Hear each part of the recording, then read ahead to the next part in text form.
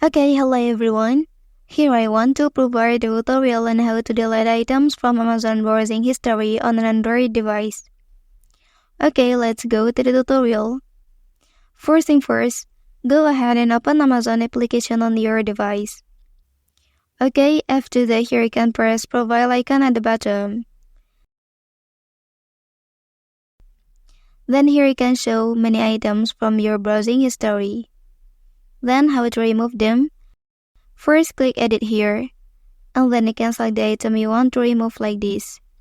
Second, you can click browsing history here, and then press manage history, and then click remove all items from view.